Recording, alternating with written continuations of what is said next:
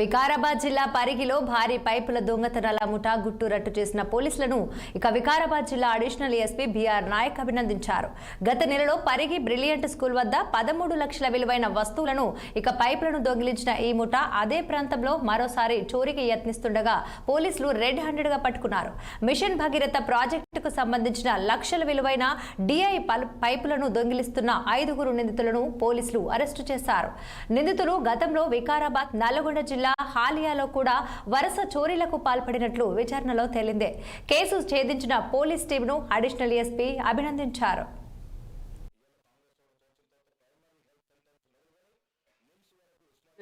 Inspector Srinivas Reddy గారు, Parigi inspector Srinivas Reddy నేతృత్వంలో కేసును, ఎందుకంటే గవర్నమెంట్ పైపులు దట్టు కొద్దిగా మిషన్ భగీరథ కాబట్టి గవర్నమెంట్ ప్రాపర్టీ, సీరియస్గా దీన్ని ఇన్వెస్టిగేషన్ టేకప్ చేసినారు. వైల్ ఇన్వెస్టిగేషన్ గోయింగ్ ఆన్, వీళ్ళు మొన్న మనకు 11/1 రోజు ఎర్లీ మార్నింగ్ ఒక బ్యాచ్ మనకు దొరికింది. వాళ్ళు ఏంది టార్చ్ లైట్ పెట్టి పైపులు చూస్తుండ్రు.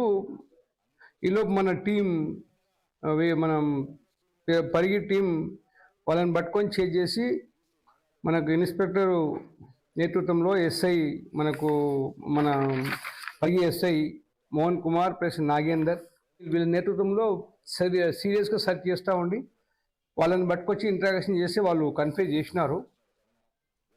పరిగితో పాటు ఇంకా మనకు 2 కేసులు వికారాబాద్లో కూడా వాళ్ళు చేసినట్టుగా మనకు 2 కేసులు వాళ్ళు కన్ఫ్యూజ్ చేసిండ్రు.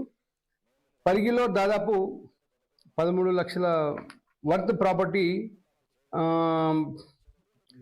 115 పైపులు, డిఐ పైపులు అంటారు వీటిని. Length equal to approximately 630 metres ఉంటాయి. ఇవి వర్త్ 13 లక్షలు అవి.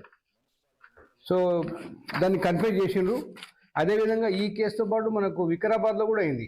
82 పైపులు, అది దాదాపు 10 లక్షలు, 9,50,000 వర్త్ గల ప్రాపర్టీ. అది కూడా కేసు రిజిస్టర్ అయింది ఆల్రెడీ.